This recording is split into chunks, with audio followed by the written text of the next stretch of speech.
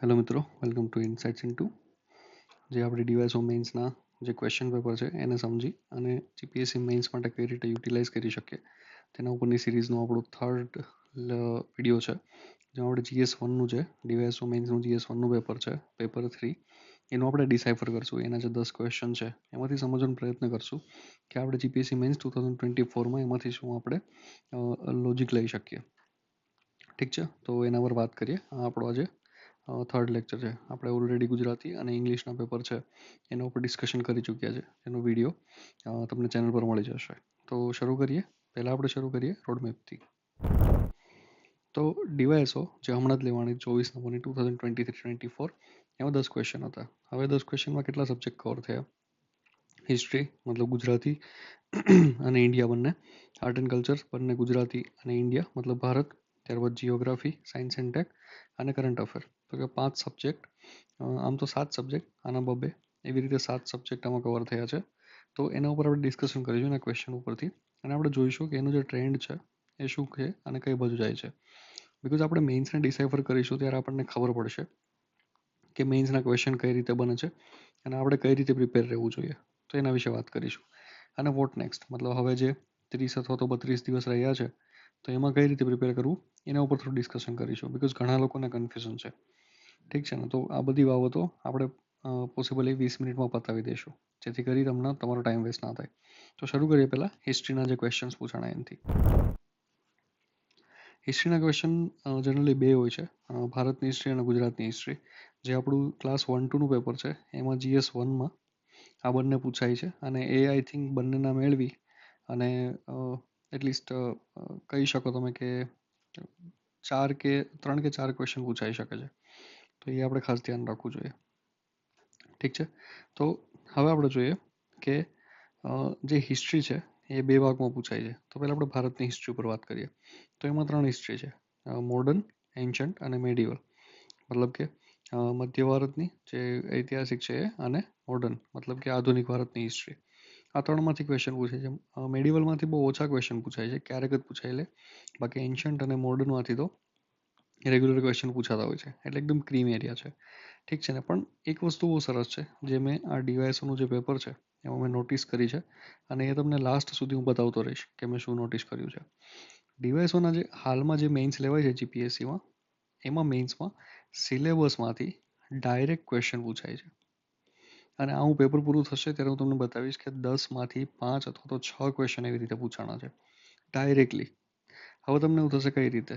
Example આપું, first ક્વેશ્ચનમાં જ example આપું. ક્વેશ્ચન એવો છે, ઈસવીસન 1857ના ભારતના પ્રથમ સ્વતંત્ર સંગ્રામને ભારતમાં થયેલ વહીવટી ફેરફારો જણાવો. હવે આપણને એમ થાય કે આ કેટલો ડિફિકલ્ટ ક્વેશ્ચન છે. સંગ્રામના લીધે મતલબ જે વહીવટી ફેરફારો થયા એ જણાવવાના છે. પણ તમે જરા સિલેબસમાં પોઈન્ટ નંબર 14 છે હિસ્ટ્રીમાં એ જો, તો એમાં લખેલું છે કે ક્વીન્સ ડિક્લેરેશન. એ જે ક્વીન્સ ડિક્લેરેશન છે એ જ વહીવટી ફેરફારો. અને હવે તમે એ ટોપિક વાંચો, પોઈન્ટ નંબર 14, તો પોઈન્ટ નંબર 14 સિલેબસમાં લખ્યું જ છે. ઠીક છે ને, આવું 14 15 અથવા તો એવું કંઈક હશે પણ છે જ લખેલું. અને એ પોઈન્ટનું તમને હું આખું કહી દઉં કે મેં એવું લખ્યું છે કે 1857નો સંગ્રામ અને એન્ડ ક્વીન્સ ડિક્લેરેશન. ઠીક છે ને, ગુજરાતીમાં કોઈ રાણીનો ડિક્લેરેશન કે એવું કંઈક લખેલું છે, તમે છે જોઈ શકો છો. એટલે આ ડાયરેક્ટ ક્વેશ્ચન છે. એટલે સિલેબસમાં જે સેન્ટેન્સ આપ્યું છે એ સેન્ટેન્સ ઉપર તમારે 2 પેજ ભરવાના છે. વિચારો કેટલું ડાયરેક્ટ છે. ઠીક છે, તે છતાં આપણે એક વસ્તુ ખાસ રાખવું, જે મોટી મોટી થીમ આપેલી છે સિલેબસમાં એને ખાસ આપણે ટ્રેસ કરીશું પહેલાં અને ત્યારબાદ એને પ્રિપેર કરીશું. એનું આપણે ખાસ ધ્યાન રાખીશું આપણે, જેથી આપણા માર્ક વધે. એ તમને હું લાસ્ટમાં બતાવીશ કે ટ્રેસ કેમ કરવું. એ ચિંતા મારા પર છોડી દો. ઠીક છે, તમારે જસ્ટ ખાલી હું તમને જે પ્રોસેસ કહું એ પ્રોસેસ ફોલો કરવાની અને 10 થી 15 મિનિટમાં તમને ખબર પડી જશે કે તમારી પ્રિપેરેશન કેટલી પાણીમાં છે. અને બિલીવ મી, 30 દિવસ ઘણા છે. તો તમને થોડું પણ સરખી રીતે લખતા આવડશો તો GS1માં આ ઘણા દિવસો કહેવાય છે. ઠીક છે ને, બસ ખાલી આપણે ટ્રેસ કરવાના. તો આ વાત થઈ ગઈ. હવે આપણે વાત કરીએ ગુજરાતનું જે હિસ્ટ્રીનો ક્વેશ્ચન પૂછાણું. જ્યારથી ચેરમેન બદલાયા છે ત્યારથી ગુજરાતની હિસ્ટ્રી પર વધારે ક્વેશ્ચન આવવા માંડ્યા. લાઈક ફોર એક્ઝામ્પલ, કોઈ પણ એવી મેઇન્સ નથી જતી કે જેમાં ગુજરાતની હિસ્ટ્રી ઉપર ક્વેશ્ચન આવે. અને જ્યારે પાસ્ટમાં 26 નંબર છે, 20 નંબર છે અથવા તો 10 નંબર છે, એવી ઘણી એક્ઝામો જતી રહી કે જેમાં ગુજરાતની હિસ્ટ્રી ઉપર, હિસ્ટ્રી કહું છું, આર્ટ એન્ડ કલ્ચર નથી કહેતો, એ ખાસ ધ્યાનમાં રાખજો. ગુજરાતની હિસ્ટ્રી ઉપર ક્વેશ્ચન, અને સોલંકી રાજવંશ તો ફેબ્રુઆરીમાં પણ આઈ થિંક પૂછાણો હતો, મને એક્ઝેક્ટ યાદ નથી, પણ સોલંકી રાજવંશ તો પૂછાતું જ રહે છે. હવે જો ક્વેશ્ચન કેટલું બ્રોડ એન્ડેડ છે એ આપણે જરા જોઈએ. ગુજરાતના ઇતિહાસમાં સોલંકી રાજવંશે દરેક ક્ષેત્રમાં પોતાની આગવી અને ઊંડી છાપ પ્રસ્થાપિત કરી. હવે તમે લખો ક્વેશ્ચન 10 પોઈન્ટ કે એમણે રાજકીય ક્ષેત્રમાં આ કર્યું, એમણે એગ્રીકલ્ચર માટે આ કર્યું, એમણે નગર વ્યવસ્થા માટે આ કર્યું, એમણે આર્ટ માટે આ કર્યું, તેમણે આર્કિટેક્ચર માટે આ કર્યું, તેમણે લિટરેચર માટે આ કર્યું, તેમના મંત્રી હતા તેમણે આ કર્યું, તેમનું એડમિનિસ્ટ્રેશન આવું હતું, તેમની સોસાયટી માટે તેમણે આ કર્યું, તેમણે આ જગ્યાએ બાંધકામ કરાવ્યું આર્કિટેક્ચરનું. કેટલા પોઈન્ટ થઈ ગયા? 1 2 3. જોયું તમે? એવી રીતે તમે જનરેટ પોઈન્ટ કરી શકો. થોડું તમે ડેપ્થમાં વાંચવું હોય તો આ ક્વેશ્ચન અઘરા નથી હોતા. હવે એ જે તમે 10 પોઈન્ટ લખ્યા એમાંથી 3માં એક્ઝામ્પલ આપી દો, એ બધાને તમને ખબર હશે કે અહીંયા તોરણ બંધાવ્યા હતા, અને આને તળાવ બંધાવ્યું હતું, આને ટેક્સ માફી કરાવી હતી, આને વિમલ મંત્રી જેવા તેમને મંત્રી હતા, અને આવું બધું. પછી કઈ લિટરેચરનું એકાદો એક્ઝામ્પલ આપી દો. એટલે 10 પોઈન્ટમાંથી 5માં એક્ઝામ્પલ આપી દો, તમારો કંઈ આન્સર પૂરો. પણ સમજવું જેવી વસ્તુ શું છે કે આ ઇનડાયરેક્ટ ભલે ક્વેશ્ચન હોય, પણ હકીકતમાં સિલેબસમાંથી થોડો ડાયરેક્ટ કહી શકાય. બિકોઝ આપણા સિલેબસમાં પોઈન્ટ નંબર 8માં એવું કહ્યું છે કે ગુજરાતના મુખ્ય રાજવંશો.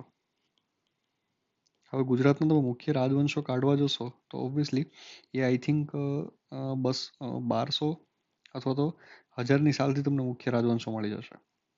એટલે મોસ્ટલી મેડિવલ હિસ્ટ્રીમાં, કારણ કે એન્શન્ટ હિસ્ટ્રીમાં તો આમ પણ ગુજરાત છે એ એન્શન્ટ હિસ્ટ્રીમાં ઇન્ક્લુડ થઈ જાય છે, જેમાં ઇન્ડિપેન્ડન્ટ કોઈ રાજ્યો નહોતા. તો જે મેડિવલ ઇન્ડિયા છે કે જે 800થી લઈ અને 1200 સુધીનું, તો એમાં ગુજરાતનું ઇન્ડિપેન્ડન્સ મતલબ બહાર આવે છે. તો ત્યાંથી આપણી હિસ્ટ્રી છે મેડિવલમાં.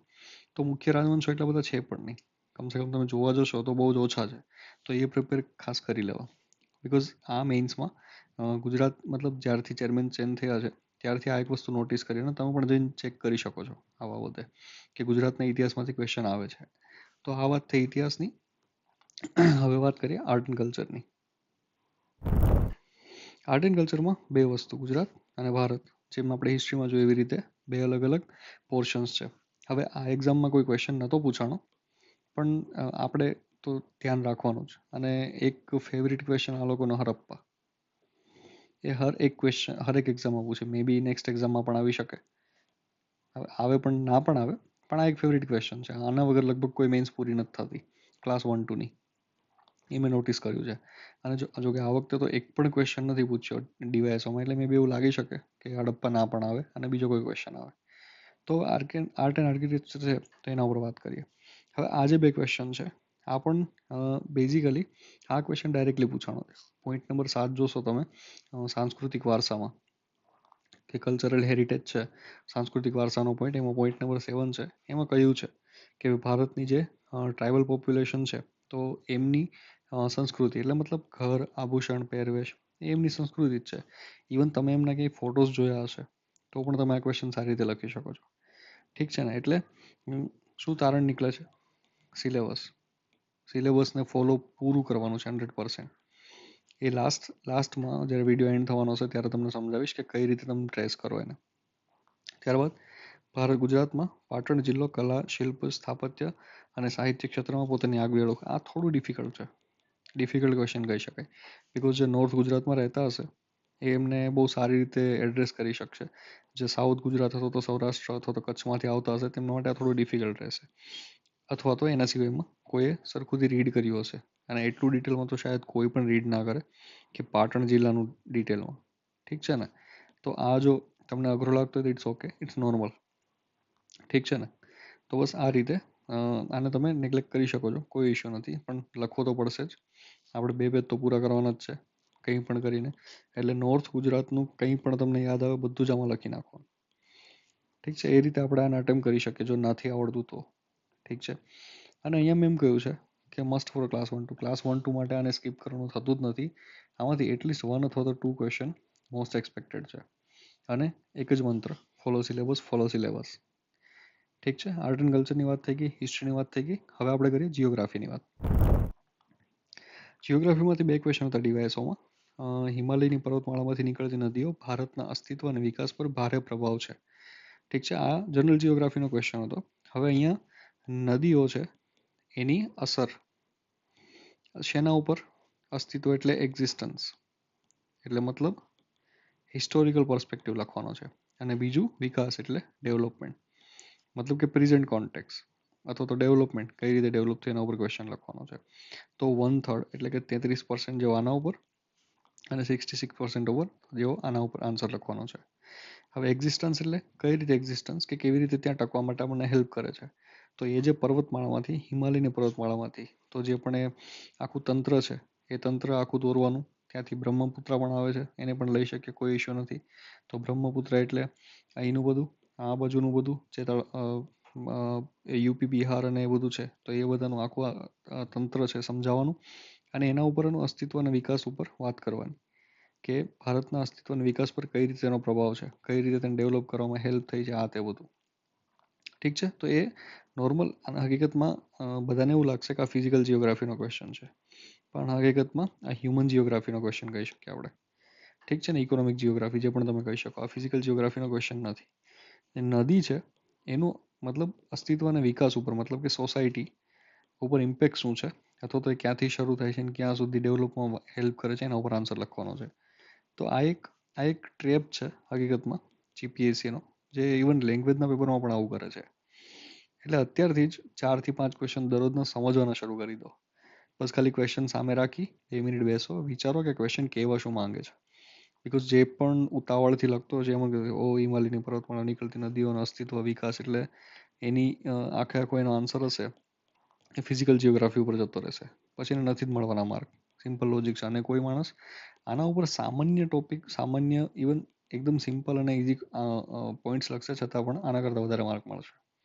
આ ફેક્ટ છે. એટલા માટે ક્વેશ્ચનને સરખોથી અને શાંતિથી સમજવો. અને આ ક્વેશ્ચન એકદમ ઇઝી છે, તમને જોઈએ એટલે એક્ઝામ્પલ મળી જાય. Excuse me. હવે સેકન્ડ છે, એકચ્યુઅલીમાં એવું લાગે કે સોસાયટીનો ક્વેશ્ચન છે, કે ભારતીય મહિલાઓના સામાજિક સશક્તિકરણ પર વૈશ્વિકરણની અસર વર્ણવો. Excuse me.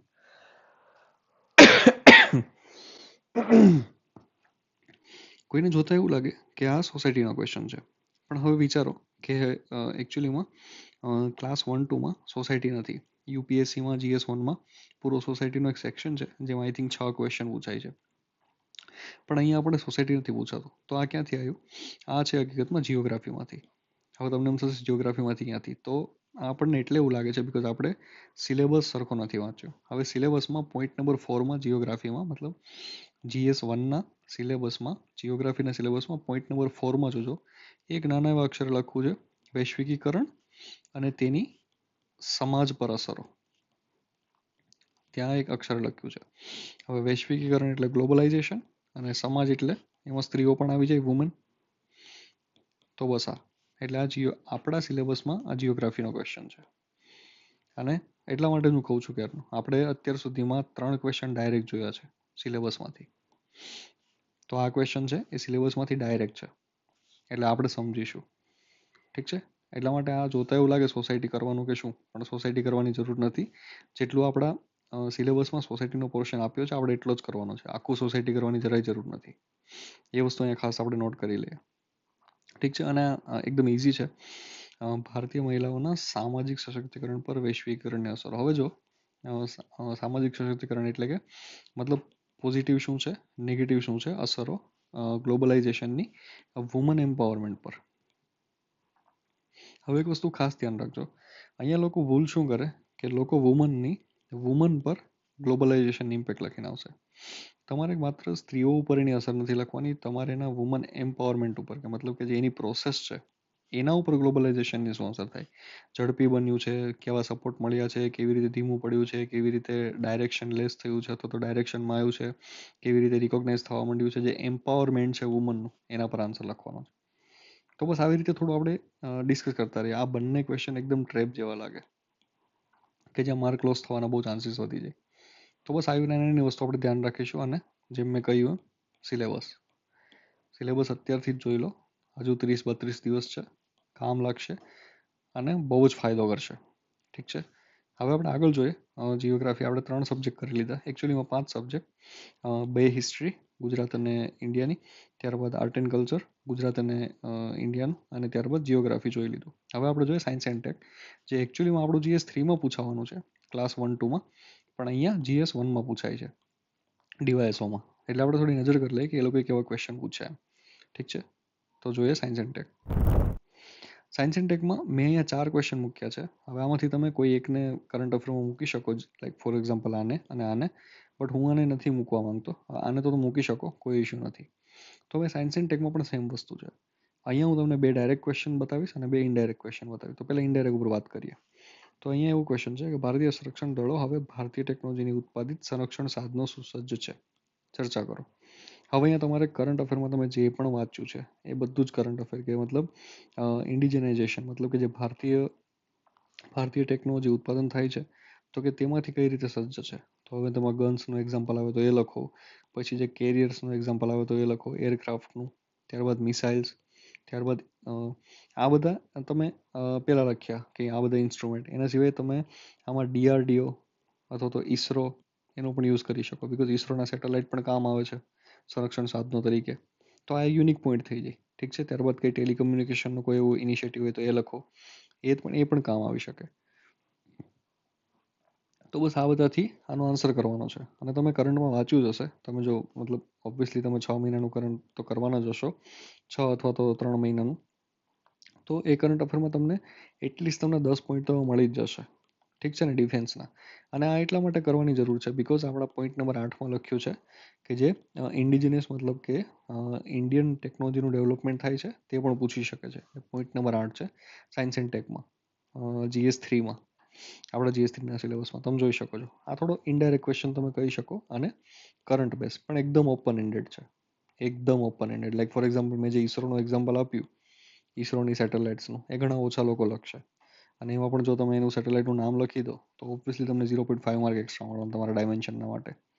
તો આ એક ઇમ્પોર્ટન્ટ વસ્તુ છે. ઠીક છે, ત્યારબાદ તો બીજો ક્વેશ્ચન જોઈએ કે ઈ વેસ્ટ મેનેજમેન્ટ વિશ્વના બધા દેશો માટે ખૂબ જ નિર્ણાયક મુદ્દો છે, ચર્ચા કરો. હવે ડિસ્કસ કરવાનું છે કે ઈ વેસ્ટ મેનેજમેન્ટ છે એ કેવી રીતે વિશ્વના બધા જ દેશો માટે નિર્ણાયક મુદ્દો છે, એના ઉપર ડિસ્કશન કરવાનું છે. તો ઓબ્વિયસલી આની જે ખરાબ અસરો છે એ વર્લ્ડ માટે, મતલબ બધા જ દેશો માટે કઈ રીતે ઇમ્પોર્ટન્ટ છે, તો એના મતલબ ઓબ્વિયસલી કે એના કન્સર્ન્સ લખવાના છે અને સોલ્વ કરવા માટે શું સ્ટેપ્સ લઈ શકાય એ લખવાના છે. તો બસ આ રીતે ઇનડાયરેક્ટ ક્વેશ્ચન છે. ઓબ્વિયસલી થોડો ટફ કહી શકાય બિકોઝ આના સ્ટેપ્સ ને એ બધું ધીરે યાદ ના આવે, બિકોઝ આપણને એક જ લો યાદ આવે કે ઈ વેસ્ટ મેનેજમેન્ટ બિલ, બસ એટલું જ. ઠીક છે ને, તો બસ એના ઉપર થોડી વાત છે. અને વિશ્વના બધા જ દેશો કીધા છે એટલે થોડું આપણે બ્રોડ એકાદા એક્ઝામ્પલ નાખવા પડે આમાં. લાઈક ફોર એક્ઝામ્પલ EU છે તો એનો રાઇટ ટુ રિપેર હમણાં એ લોકોએ આપ્યો છે. આઈ થિંક ઓસ્ટ્રેલિયાએ પણ રાઇટ ટુ રિપેર આપ્યો છે. તો ઓબ્વિયસલી ઈ વેસ્ટમાં કમી કરવાનું છે.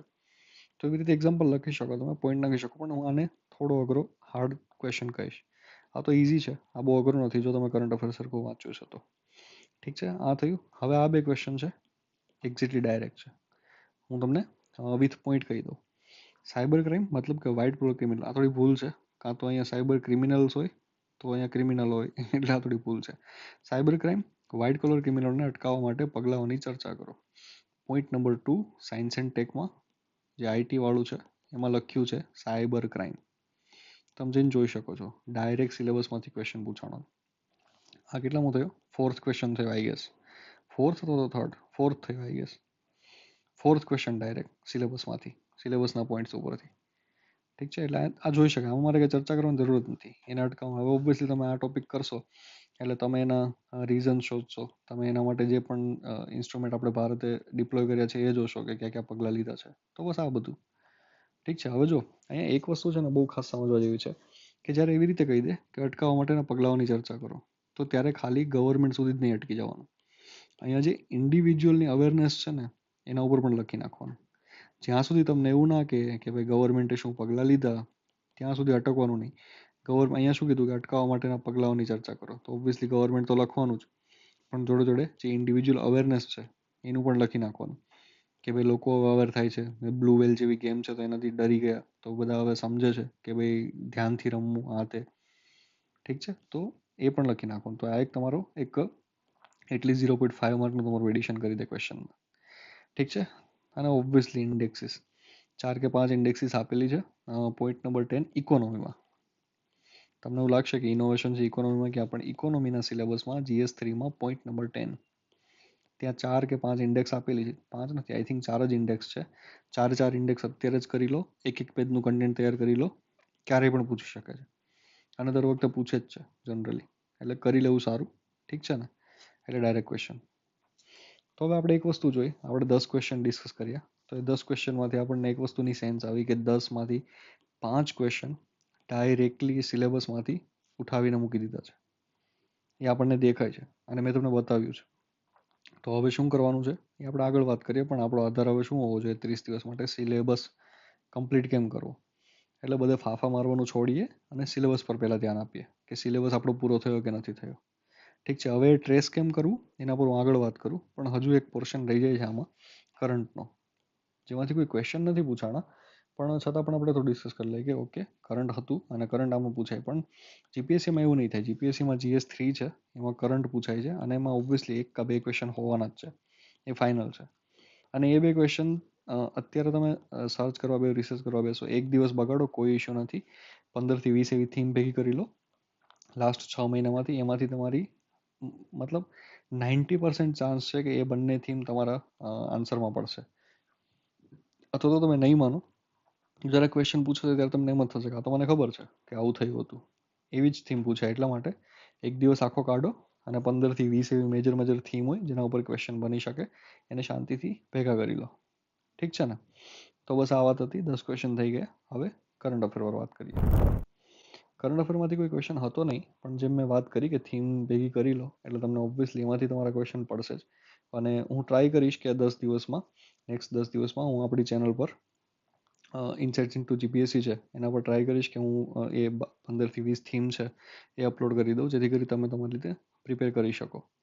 ઠીક છે, બસ એ જ. અને બાકી અનાઉન્સમેન્ટ હતું થોડું કે જો પોસિબલ હશે તો ફાસ્ટ પેસ મેઇન્સનું રિવિઝન આપણે કરીશું, જો લોકો ઇન્ટરેસ્ટ બતાવે તો. મને ઘણા લોકોના ડીએમ આવ્યા છે ઇન્સ્ટાગ્રામમાં, પર્સનલ ડીએમ, મતલબ ઇન્સ્ટાગ્રામ અને ટેલિગ્રામ બંનેનું, ટેલિગ્રામ અને ઇન્સ્ટાગ્રામ બંનેનું લિંક મેં ડિસ્ક્રિપ્શનમાં આપેલી છે. જો તમે ઇન્ટરેસ્ટેડ હોય તો જસ્ટ ખાલી મને ડીએમ કરી દો કે આઈ એમ ઇન્ટરેસ્ટેડ, એવી રીતે. બિકોઝ પછી ઇનફ લોકો ના હોય તો એફર્ટ્સ નાખવામાં કોઈ ફાયદો નથી. જો વધારે લોકોને ઈચ્છા હોય કે ભાઈ હા અમારે ફાસ્ટ પેસ રિવિઝન કરવું છે, તો જસ્ટ મને મતલબ ડીએમ કરી દો ક્યાંય પણ, ઇન્સ્ટાગ્રામ, ટેલિગ્રામ, નીચે બંને લિંક મળી જશે તમને.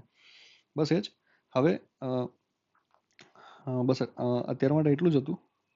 હવે વાત કરીએ થોડું ઇનસાઇટ્સ ઇન્ટુની, કે ઇનસાઇટ્સ ઇન્ટુ તમને કઈ રીતે હેલ્પ કરશે. પણ એના પહેલાં આપણે જે મેં તમને લાસ્ટમાં કીધું હતું, જે આ વાત બાકી રહી ગઈ કે ટ્રેસ કઈ રીતે કરવો, વોટ નેક્સ્ટ ટાઈમ, કે આપણે સિલેબસ ટ્રેસ કઈ રીતે કરવો. તો હું આ વિડીયો છે એના ડિસ્ક્રિપ્શનમાં એક લિંક છોડી દઈશ, અથવા તો આપણી ચેનલમાં એક ડોક્યુમેન્ટ અપલોડ કરી દઈશ સિલેબસનું, જેમાં આવી રીતે ચેકબોક્સ આપેલા હશે અને આવી રીતે સિલેબસની લાઈન લખેલી હશે. તમારે કંઈ નથી કરવાનું, તમારે આની પ્રિન્ટ આઉટ કાઢવાની છે. પ્રિન્ટ આઉટ કાઢી સામે મૂકો અને શાંતિથી ચેકબોક્સ ભરી દો, કે જે તમે ક્યાંક બુક્સમાંથી વાંચ્યું હોય, તમે નોટ્સમાંથી વાંચ્યું હોય, અને જે ચેકબોક્સ તમારા ખાલી રહે એને પ્રિપેર કરી લો. અને જો આ ના કરવું હોય તમારે તો કોઈ ઇશ્યુ નથી, સિલેબસની કોપી કાઢો અને શબ્દ વર્ડ ટુ વર્ડ વાંચો. જે તમારે પ્રિપેર થઈ ગયો છે એને સ્ટ્રાઇક થ્રુ કરી નાખો કે આ મારે થઈ ગયો છે. એના સિવાયના જેટલા પણ વધે એના ઉપર એટલીસ્ટ 2 પેજનું કન્ટેન્ટ બનાવી લો. બિકોઝ મેં તમને અત્યારે બતાવ્યું કે કઈ રીતે આજે નેક્સ્ટ ચેરમેન જે થયા છે, હવે ખબર નહીં આ મેઇન્સમાં મતલબ એ હશે કે નહીં, મને આઈડિયા નથી, અને એના ઉપર મારે ડિબેટ કરવી પણ નથી. પણ આ એક ચોખ્ખું ઇન્ડિકેશન છે કે સિલેબસમાંથી ક્વેશ્ચન્સ પૂછાય છે. તો એટલા માટે સિલેબસ તૈયાર કરી લો, બીજા ફાફા મારવાનું છોડી દો. ઇવન અત્યારે એક બુક ઓછી વચાશો તો ચાલશે.